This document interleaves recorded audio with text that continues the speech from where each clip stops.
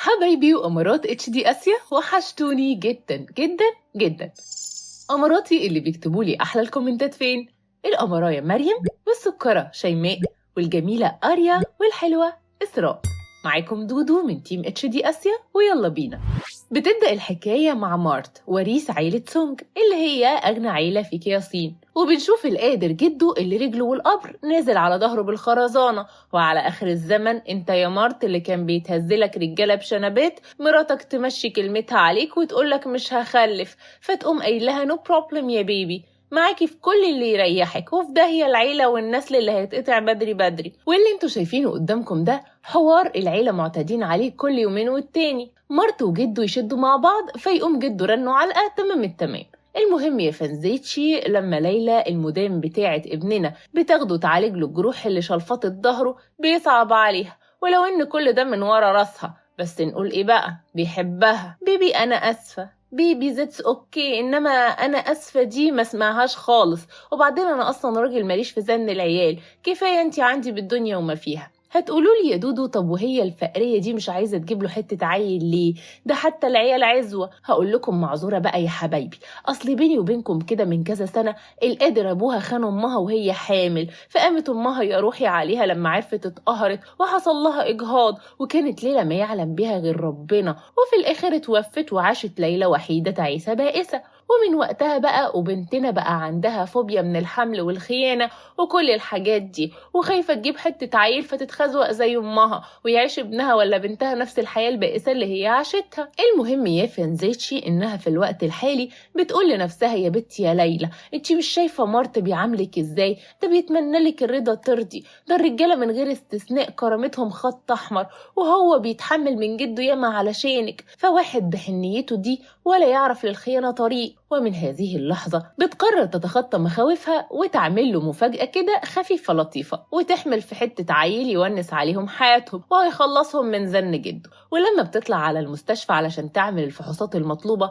اكمنها شك انها حامل اصلا، بتاخد خازوق فاخر من الاخر، والممرضة بتقول لها اعصابك يا هانم، بس سوري يعني وثيقة الجواز بتاعتكم دي مزيفة، انا يوميا بيعدي عليا الاف الوثائق وعارفة كويس قوي المزيف من الاصلي، ده غير ان الباقي اللي بتقولي ان جوزك ده ظهر لي على الكمبيوتر انه متجوز من واحدة اسمها جية، بس ما تزعليش نفسك يا ما ناس اتخزوقوا، ان شاء الله تكون اخر الاحزان، بس بعد كده بقى ناخد بالنا ونمشي بمبدأ نؤمن لأي مان. وفي هذه اللحظة ليلى بتفتكر يوم فرحهم لما سابها وحيدة واختفى، وهنا صاحبتها قالت لها يا بنت الناس، اللي يفكسلك يوم الفرح ما يعتمدش عليه، وفكك منه واجيب لك سيد سيده. ووقتها هو جه اعتذر وقال لها والله بحبك، ولو اموت كده لا احب ولا اشوف غيرك، واقنعها ان جايه مرات صاحبه اللي توفى تعبت فاضطر ينقلها للمستشفى وكده، بس مفيش بينه وبينها اي حاجه، وهي الوحيده اللي في القلب. وفي الوقت الحالي بتكمل على دماغها لما بتشوفه في نفس المستشفى مع جية، وقال ايه معاهم بنوته اسمها كلوي بتنادي عليه بابا. وفي هذه اللحظة هو بياخد باله منها، فمن التوتر بيكشف نفسه كده هو وبيقوم سايب ايد كلوي. ولما كلوي بتسأله مين دي اللي بيبص لها، بيقول لها ها ولا تشغلي بالك يا حبيبة بابي، دي صديقة قديمة. وهنا مش محتاجة اقول لكم عن خيبة الامل اللي بنتنا بتكون فيها، خصوصا لما بتسمع الناس بتلقح بانها تلاقيها عشقته، وبتزودها كلوي المعجونة بمية شياطين وبتعمل فيها مسكينة وكده. وقال ايه بليز يا طنط ما تسرقيش بابي من مامتي، فبتقول لها بابي وبتقوم رمياله وثيقة الجواز المزيفة وماشية، وبيكون هيروح وراها الحرباية الصغيرة بتمنعه. وفي آخر اليوم ليلى بتفتكر مامتها لما قالت لها وهي بتطلع في الروح خديني عبرة قدامك اهو، وامشي بمبدأ لا أمان لأي مان، وقلبك ده ضبة ومفتاح ما تديهوش لحد. وفي هذه اللحظة بتيجي الخادمة تقول لها يا هانم البي راكع بقاله 4 ساعات في الجنينة علشان تسامحيه، خلي قلبك كبير مش كده، وبعدين ده انتي اللي في القلب والله كلنا عارفين قد ايه بيحبك. وبتقعد تتوسط له عندها 3 ساعات ولا كأنه ابنها، وفي الآخر بتجيب التهزيق لنفسها وبترجع المطبخ قفاها يقمر عيش. وهنا بقى مارت بيفتح لليلى اسطوانة الرجالة اللي كلنا عارفينها يا بنات، والله يا بيبي انا طيب ومش خاين، كل الحكاية ان كلوي بنت صاحبي اللي توفى كانت مامتها جية عايزة تاخدها وتسافر بره، لكن كان في مشكلة في الاوراق، فعلشان قلبي حنين وكده اتجوزتها كخدمة إنسانية علشان تسافر من غير مشاكل، لكن ما تقلقيش من صباحية ربنا هاخدها وهطلع على المحكمة ونتطلق، ووعد جوازنا بعدها هيكون رسمي. وكمان عايزة أقولك وربنا ما لمستها، وعلاقتنا علاقة جواز على ورق. أوه ماي جاد، قلبي الضعيف اتأثر. ولما هي القصة كده معرفتنيش ليه يا نجم؟ ما أنا عارف اللي فيها وعارف إن مفيش واحدة هتقبل كده على نفسها، فداريت من حبي وخوفي لخسارك. بصي، ده أكبر دليل على حبي. كتبتلك نص ممتلكاتي باسمك، ولو طلع أي كلمة من اللي بقولها كذب اعملي فيا ما بدالك. طيب، نظرا لأن دي أول غلطة تعملها من وقت جوازتنا اللي هي مش جوازة أصلا، فقشطة هسامحك، بس ورحمة أمي وأمك ما تفكر تلعب بديلك كده ولا كده، لفضحتك تكون موضوع أخبار البلد كلها. وتاني يوم بتروح تشهد على طلاقه من الحرباية فيس تو فيس. ولما بيجي علشان يمشوا، وبتيجي الحرباية اللي مخلفة حرباية زيها تتلاعب بمشاعره، وإنها يا عيني بتتعرض لهجوم من وقت اللي حصل في المستشفى، والناس بيقولوا عليها خطافة رجالة وبيهاجموها، وبتكون بتلف عليه علشان يفكس لبنتنا ويروح يوصلها. وبنتها هي كمان بتعمل نفس الشويتين بتوعها، ولولا انه عارف انه لو وصلهم هيجيب التهزيق لنفسه لكن عملها. لكن بعد لستة التهزيق بتاعت امبارح دي بيحترم نفسه وبيفكس لهم وبيمشي مع ليلى اللي بتبص لهم من فوق لتحت بنظرة انتصار. وفي الشركة تاني يوم بتيجي السكرتيرة تعرفها ان مبعوت لها دعوة لحضور حفلة تخص مدرسة واحد من مستثمرين شركتهم. فهنا الفضول بياخدها تدخل تشوف نظام المدرسة دي. فبيحصل ايه بقى؟ بتقوم لقطالنا صورة منشورة للأخ مارت مع الحيزبونة جيا والحرباية كلوي، ومش أي صورة كده، لا، ده التلاتة مطقمين مع بعض. فهنا بقى بتقول عليا وعلى أعدائي، وبتكون فاهمة قوي إن جيا حاطة عيونها عليه وعايزة تلهفه منها. ففي الحفلة لما بتلاقيها لعبة في دماغ أولياء أمور زمايل بنتها ومفهمهم إنه جوزها وإيه بقى علاقتهم سمنة على عسل ويتمنى لها الرضا ترضى، بتقوم طالعة على المسرح ومستدعية مارت يجي يقف معاها بصفته جوزها. فبتخلي شكلها ياع قوي وقوي كمان قدام الموجودين، واللي هو بصي لو انتي حرباية أنا أفع. ومش محتاجة أقول لكم إزاي أولياء الأمور بيمسكوا جيا غايبة ونميمة. فهنا بتعمل فيها مسكينة وتقعد تمثل الحزن هي والحيزبونة بنتها. ولما مارتو بيروح يواسيها قال إيه؟ بتقول له أنا أسفة إني خليتك تمثل إنك والد كلوي، أنا بس ما كنتش عايزة زمايلها يتنمروا عليها، اكمن هي يتيمة وما عندهاش أب. وبتقعد تدحلب عليه كده لحد ما بتسخنه على ليلى وبتخليه يروح منفوخ بشراره وناره يزعق لها علشان كسفتها قدام الموجودين. وبتكون دي أول مرة يشخط فيها كده من وقت ما ارتبطوا، مش من وقت ما اتجوزوا. فهنا بتتقمص وبتقوم سايباه وطالعة على البيت من غير ولا كلمة. ولأنه اوريدي بيحبها فعلا، أول ما بيرجع البيت بيقعد يهادي ويدادي يمكن قلبها يحن. بيبي أنا والله ما كنت قاصد خالص أجرحك، بس كلوي صعبت عليا اكمنها يتيمة وانتي عارفة اللي فيها. عارفة. عموما يا حموكشتي أنا بحبك فما تقلقش هعديها. وفي هذه اللحظة بتاخده على اخوانا وبتقوم شكحاه على بره. ما الدنيا كانت حلوة، ايه اللي حصل بس؟ سوري بقى، افتكرت اننا لسه ما اتجوزناش رسمي. عموما ما تقلقش، اول ما يبقى اسمي على اسمك هشبرقها عليك، لكن طول ما جوازنا لسه ما تسجلش بشكل قانوني انسى اني اكون معاك في اوضه واحده. تاني يوم بقى مديره المدرسه بتاعت كلوي بتتصل تبلغ جيا ان الافضل ينقلوها لمدرسه تانية علشان محدش من زمايلها يرخم عليها بعد اللي حصل وكده. فهنا القادره اللي دماغها معجونه بميه شياطين بتجيلها فكره اخبث من الخبث عن طريقها تقدر تكره مارت في ليلى. فبتقوم متصله تمثل عليه ان بنتها اغمى عليها، واول ما بيروح لهم بتاخده بالاحضان على اساس خايفه وكده يعني. وبتمثل هي والحربايه الصغيره عليه ان بنتنا الساحره الشريره خلت زمايل كلوي يتنمروا عليها في المدرسه، وفوق كل ده عايزه تطردها وهم يا عيني مساكين مش عارفين يعملوا ايه. والله حرام نظلم الحرابيق معاهم، يا قادره منك ليها. المهم ان مارت وكالعاده بيروح بشراره بناره ينفخ نفسه على ليلى في الشركه بتاعتها. انت ازاي قاسيه كده؟ ازاي يعني ايه تطردي بنوته صغيره من مدرستها المتعلقه بيها وتجيب لها اكتئاب؟ وانت بناء على ايش بقى بتتهمني الاتهامات دي؟ انا سيده اعمال اشرف من شريف جارنا وما اعرفش ايه اللي انت بتقوله ده. والله يعني عايزه تفهميني ان مش انت اللي زقتي المديره تعمل عملتها دي؟ عموما انت غلطتي في جيا وعديتها وقلت يا واد غيرانه وحقها، مع ان ما كانش فيه بيني وبينها حاجه تستدعي كل ده. بس كلوي بقى خط احمر، ويكون في علمك دي اخر مره هحذرك مالكيش دعوه بيها. المهم ان بعد الكلمتين دول بيقوم سايبها وماشي. فهنا بتقول لنفسها فعلا ديل الكلب عمره ما يتعدل، وطالما قلب الراجل حود على واحدة تانية يبقى عليه العوض. وآخر اليوم لما بترجع البيت بتلاقيه واخد شنطة هدومه ومعاه الأخت جية، ولما بتقول لهم خير على فين الحيزبونة بتتنيع كده وتقول لها سوري بقى يا لولو، بس كلوي مكتئبة وكده ومفتقدة والدها، فهيقعد معايا يومين وهرجعهولك تاني ما تقلقيش. اقلق؟ لا يا حبيبتي مش قلقانة، انتي لو عايزاه الشهر كله ما عنديش مشكلة، يلا باي باي، هطلع ارتاح شوية كمني تعبانة من الشغل وكده. وبيعدي يوم في التاني لحد ما بتعرف من مساعدتها انهم مقضينها كل يوم والتاني خروجات، وان فوق كل ده مارت اشترى المدرسة وسماها على اسم كلوي. وبتكون المساعدة عايزاها تديه قرصة ودن على اللي عمله ده، فبتقول لها بنتنا بضحكة مكارة وليه يعني كل ده، هو الراجل عمل ايه يعني؟ ما عملش حاجة. ومن موقع هذا أحب أبشركم إن شكلها كده ناوياله على نية سكر. المهم إن بعد كام يوم بيكون في حفلة تبع شركتها، فبتلبس لنا الحتة الحمراء وبتمشي تقول يا أرض تهدي معاليكي أدي. وفي تلك اللحظة بتتفاجئ بيه، قال إيه جاي ياخدها علشان يروحوا سوا، فبتتبسط ولسه هتقول خلاص اتعدل والمسامح كريم، بتلاقي خطافة الرجالة مشرفة في العربية، ومش مشرفة بس، لا دي القادرة قاعدة في الكرسي اللي جنبه، وقال إيه كلوي شبطت فيه فخدهم معاه. والدحلابة بكل المسكنة اللي في الدنيا بتقول لها اوعي تكوني زعلتي اني قاعدة جنبه ولا حاجة، لو متضايقة انزلك عادي، انا بس رجلي كانت وجعاني. ودي بقى ينطبق عليها مثل من بره هلا هلا ومن جوه يعلم الله، عاملة مسكينة وهي الخبز بيقول لها يا خالتي. المهم يا فنزاتي ليلى ما بتكونش سهلة برضه، فبتقول لها دونت ووري يا بيبي، مش انا اللي ازعل من واحدة زيك، انا ست شايلة نفسي وعندي عربيتي، مش محتاجة اللي يوصلني زي ناس كده. وبتقوم فاكسلها وفاكساله وماشية. وفي الحفلة ابوه وامه بيقعدوا يلقحوا بالكلام على حكاية انها ما بتخلفش وكده، وبيقارنوها بجية اللي من اول سنة جواز خلفت، ولانها كوين بنت كوين ومش هي اللي تتهان، بتقول فعلا على رأي المثل سكتنا له دخل بحمار. وبتقوم طالعة على المسرح ومدياهم واحدة ان جوازتها هي والمحروس ابنهم فركش خلاص، وكان موضوع وخلاص فينيتو. ومش بس كده، بتديهم الكبيرة كمان، وبتقول من النهاردة نو تعاون ونو شغل ما بين شركته وشركتي، وتحرم عليا شركتي لو غيرت رأيي بخصوص الكلام ده.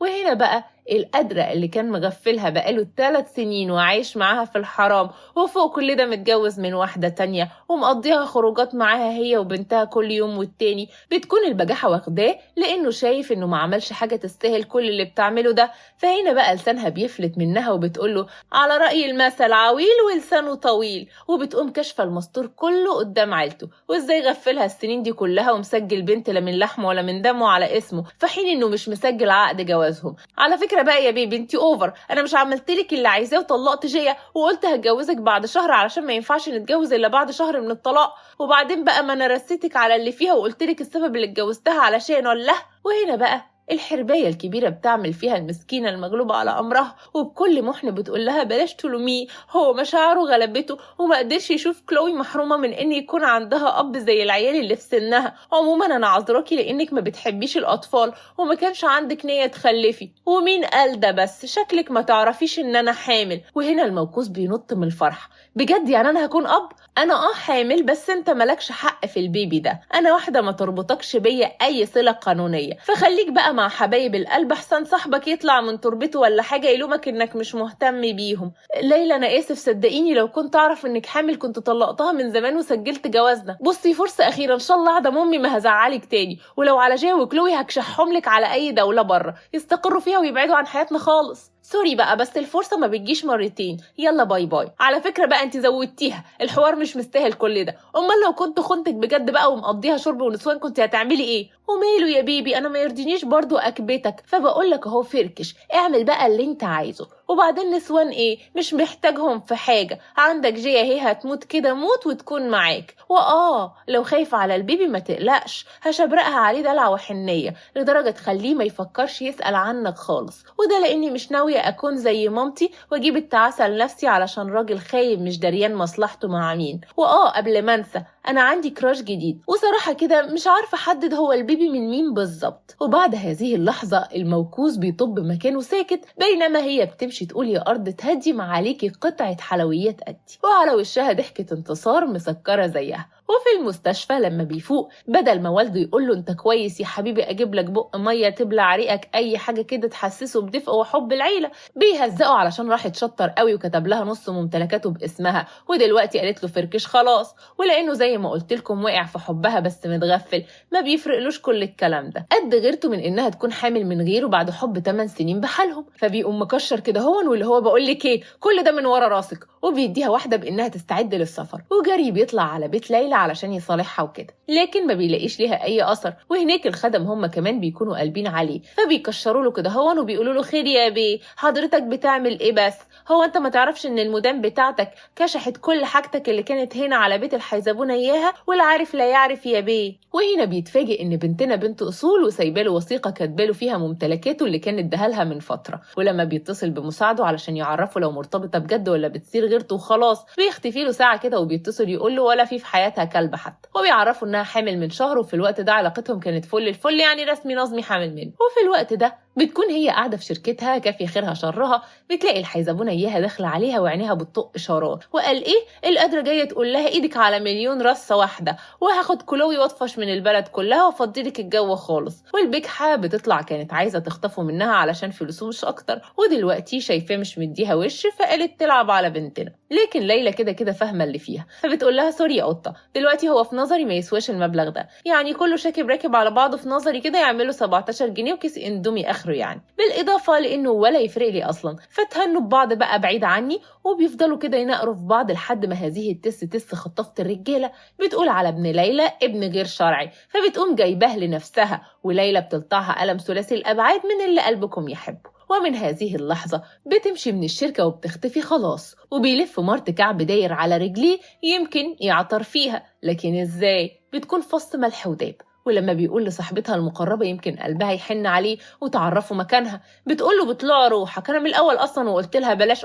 دي جوازة بس نعمل بقى ايه ما بتسمعش الكلام، ويا فنزاتي المسكرين انتوا اللي لو اموت كده محبش غيركم. بتعدي سنة في التانية وبنشوفها راجعة من السفر ومعاها بنوتة زي السكر ومسمياها لوسي، وهنا بقى بتتفاجئ بيه مستنيها في المطار، ولما بيلوم عليها ازاي تسيبه كده وتسافر بتقوله لما تاخدش في نفسك مقلب قوي كده يا بيبي انا كنت مسافرة علشان ورايا شغل مش اكتر، انا بحبك وطول السنين اللي فاتت ما بطلتش تفكير فيكي، بص فكك من حوار بتحبني وبحبك ده علشان ده كلام ما بقاش ياكل عيش خلاص، قبل ما تفتح حوار لو لوسي بنتي ولا بنتك والكلام ده فهي بنتك بس بروحك ان يكون ليك اي صله بيها. وفي اللحظه دي بتشوف جيا جايه عليه فبتضحك باستهزاء وبتقول له يلا بقى باي باي افضلكوا الجو، وهنا بقى هذه الحيزبونه بتيجي تفتح له اسطوانه هو ايه ما عندوش كرامه وازاي عايز يرجع لها بعد ما خزوقته السنين دي كلها وبعدت عنه، ده غير انها تسببت في ان شركته كانت هتفلس، وبتقعد تلمح بانها هنا هو بتحب عيوبه قبل مميزاته فاللي مش واخد باله منها، فبتفكره بكرامته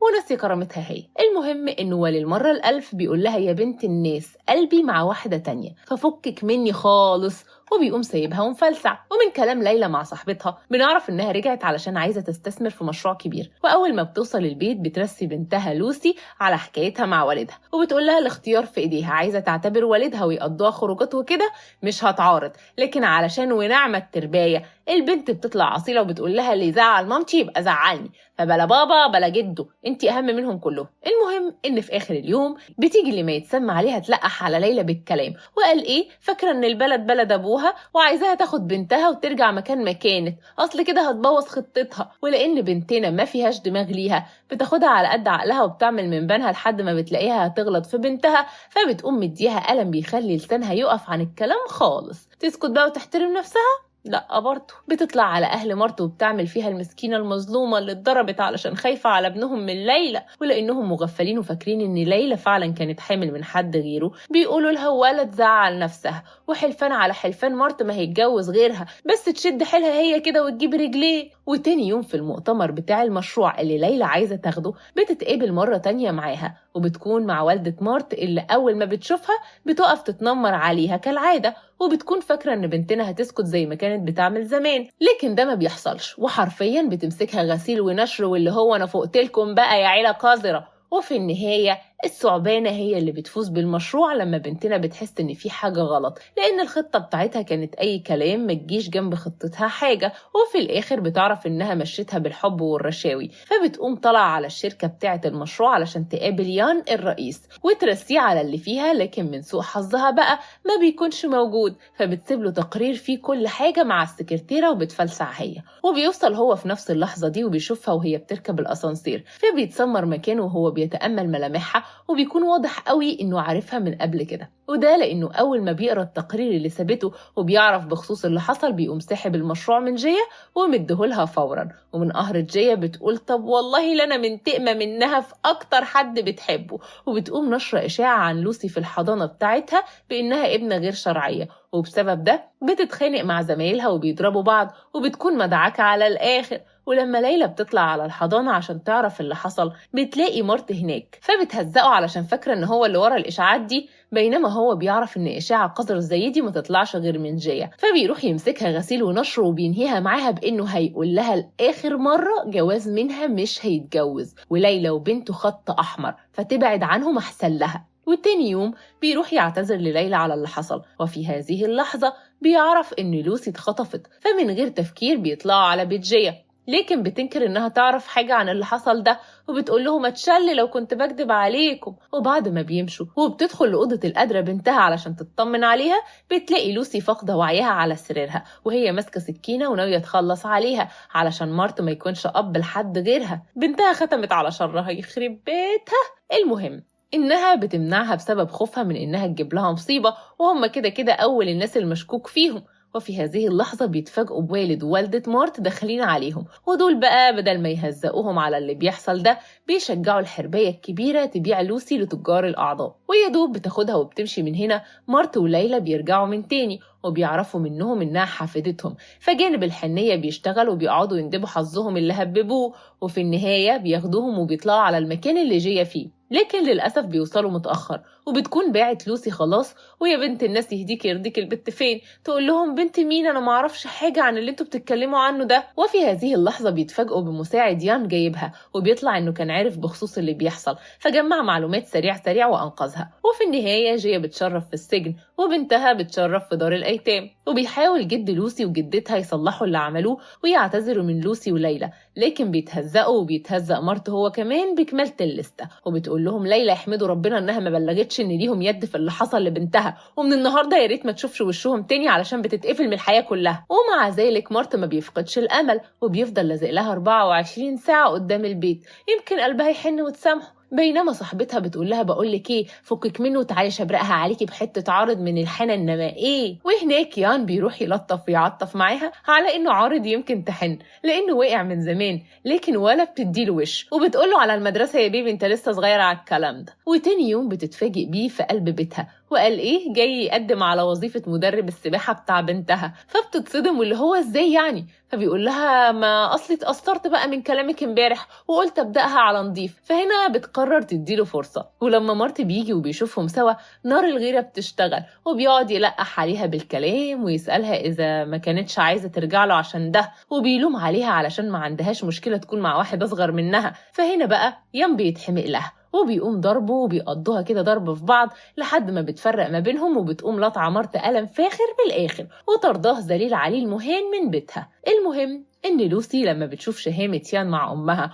وإزاي دافع عنها بتقول له حلفان على حلفان محد هيكون البابي بتاعي غيرك. بينما بنتنا بيكون قلبها مايل لكن لسه في إحراج البدايات، فبتقول له شيل الأفكار دي من دماغك. وبالنسبة لصاحبتها بقى فمن أول ما بتشوفه هي بتقول لها ونعم الرجولة، وبتكون هي كمان شايفة إنه الزوج المناسب اللي هيعوضها عن كل اللي فات. ومن بعدها وهو بيصارحها بإنه رئيس الشركة بتاع المشروع اللي اداهولها، وبيعترف لها إنه من الآخر كده معجب وهيفضل وراها لحد ما قلبها يميل، ففي النهاية ما بيكونش غير إن قلبها بيميل فعلا وبتقرر تكون معاه. ولما مارت بيعرف ده حرفيا بيكون هيتجنن، وبيقعد يهددها بإنها لو مشيت ورا اللي في دماغها ده هياخد لوسي منها، لكن ولا بيفرق لها تهديداته دي. وبتقول له لوسي بنفسها مش عايزاني ارجع لك، وبتسمعه كلامها عن انها عايزه يان يكون باباها. فهنا بيتاكد ان خلاص ملوش فرصه، فبيستسلم وبيبيع اللي وراه واللي قدامه وبيروح يتطوع في الجيش. وفي النهايه حياته بتنتهي، بينما ليلى ولوسي بيعيشوا حياه سعيده مع يان اللي بيكون اجمل عوض ليهم. وبس كده خلص مسلسلنا. دمتم سالمين.